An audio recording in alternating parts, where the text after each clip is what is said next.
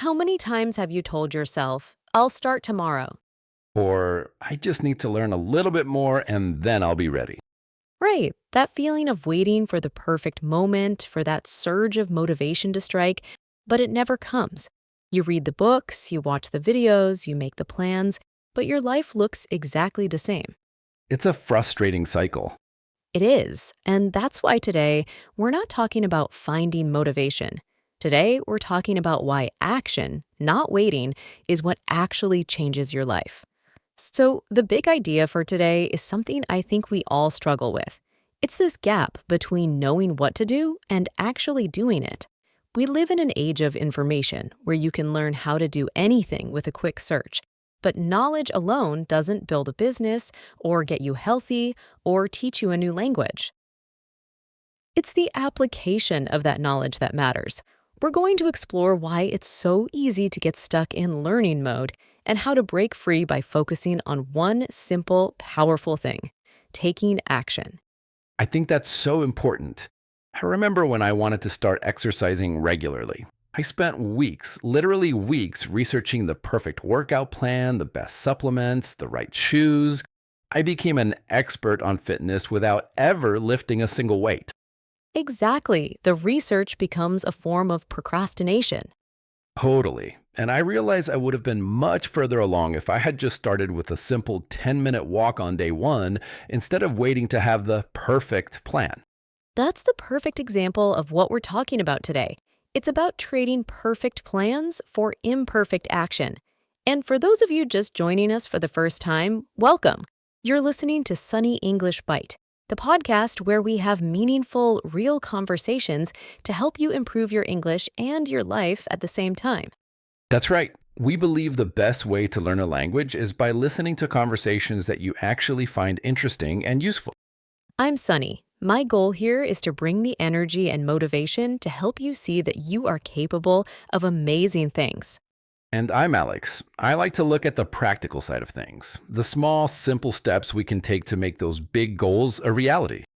So, as you listen today, you're not just getting tips on self development, you're also improving your English listening skills. You'll hear natural expressions, conversational vocabulary, and the rhythm of a real discussion. So feel free to just listen, absorb the language, and hopefully walk away feeling inspired to take one small step forward in your own life.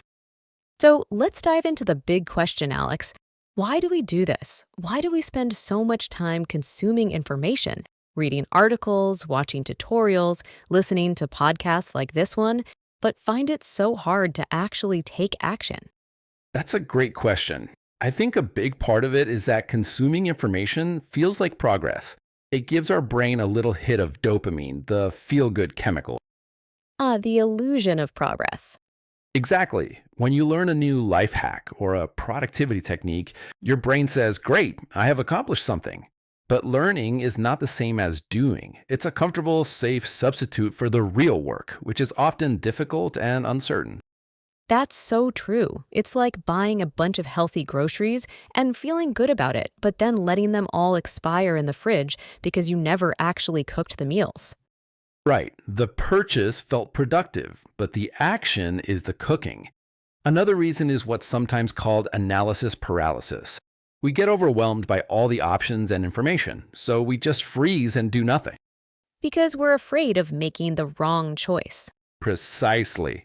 And we forget that making a good enough choice and starting is almost always better than waiting forever for the perfect choice that never comes. I think fear is the biggest obstacle that holds people back. It's not usually a lack of knowledge, it's fear. The fear of failure is huge. Absolutely. We think, what if I try and it doesn't work? What if I invest all this time and energy and I fail? It feels safer to just not try at all. That way, you can't fail. But what we're missing is that inaction is also a form of failure. It's the failure to even try. That's a powerful way to put it. You guarantee you won't reach your goal by not starting. And beyond the fear of failure, there's the fear of judgment. What will other people think of me? That's a big one, especially when you're starting something new, like a YouTube channel or a small business. You're so worried about looking foolish or amateurish. Right, but we have to realize two things. First, most people are too busy worrying about their own lives to pay that much attention to you. And second, anyone who is successful at anything had to start as a beginner. No one starts at the top. Everyone has a clumsy, awkward beginning. That pottery story is so powerful. It really shows that action is the best teacher. But Alex, let's go a bit deeper. What's happening in our brains when we feel so stuck? It's more than just fear, right? It feels like a physical barrier sometimes. That's the key, embracing that beginner phase. I read a story about a pottery class. The teacher divided the students into two groups. One group was graded on the quantity of pots they made, the other was graded on the quality of a single perfect pot. Okay, interesting. At the end of the semester, all the best pots came from the quantity group. While the quality group was stuck theorizing about perfection, the quantity group was busy making pot after pot, learning from their mistakes and improving through sheer action and practice. That perfectly illustrates the point. They learned by doing. Their action created competence, which brings us to the biggest mindset shift of all. Yes, this is the core idea. We think we need motivation to act, but the truth is it's the other way around. Action creates motivation. Motivation isn't a lightning strike. It's not something you wait for. It's a result. Exactly. Think about going to the gym. The hardest part is just getting there. You rarely feel motivated to go. But once you start your workout, once you get your body moving, you start to feel better. You feel energized. By the end, you feel accomplished and motivated to come back next time. It's a psychological feedback loop. Action leads to a small result. That small result makes you feel good. Feeling good gives you a bit of motivation. That motivation makes it easier to take the next action. It's a cycle. Action to results to motivation to more action. And the key is to make that first action ridiculously small. So small that you can't say no to it. If you want to write a book, don't think about the whole book. Just commit to writing one sentence. Right. Anyone can write one sentence, and often that one sentence turns into a paragraph, and that paragraph turns into a page. The goal isn't to write a page, the goal is to start. This applies to everything. Want to learn to code? Don't try to build an app. Just watch the first 5 minutes of a tutorial and type out the code. Want to start a healthier diet? Don't throw out everything in your kitchen. Just add 1 apple to your lunch today. Those small wins build momentum. They change your identity. When you do 5 push-ups, you're not just doing exercise. You are becoming someone who exercises. You are proving to yourself through action that you are the type of person who keeps their promises to themselves. That's the real transformation. It's not about the one big moment of change. It's about the hundreds of small, consistent actions that redefine who you are. That's the real transformation. It's not about the one big moment of change. It's about the hundreds of small, consistent actions that redefine who you are. But Alex, let's pause on that because it's so important. I want to go a bit deeper into the why. What's happening in our brains that makes starting so hard? And how does action really change it? And what about those missed opportunities, the times we waited too long? I think reflecting on those can also be a powerful push to act now. Totally. Think about a skill you wish you had started learning 5 years ago. Now, maybe it's playing the guitar or speaking a new language. If you had just practiced for 15 minutes a day, where would you be now? You'd be pretty good. And the lesson isn't to regret the past. The lesson is that 5 years from now, you're going to arrive. The question is whether you'll arrive with the skills you started building today or just with the same wish. The best time to start was 5 years ago. The second best time is right now. You know, this conversation has me feeling really fired up.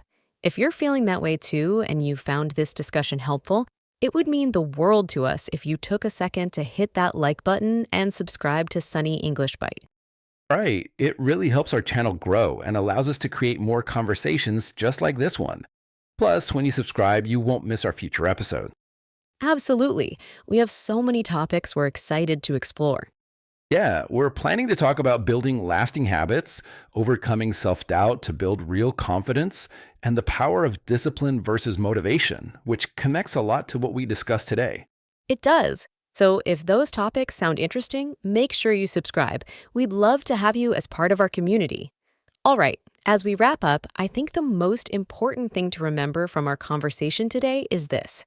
Your life doesn't change when you find the perfect plan or when you finally feel motivated. It changes the moment you decide to take one small, imperfect action. It's not about the giant leap, it's about the first step and then the next one. Exactly. The magic isn't in the thinking, it's in the doing.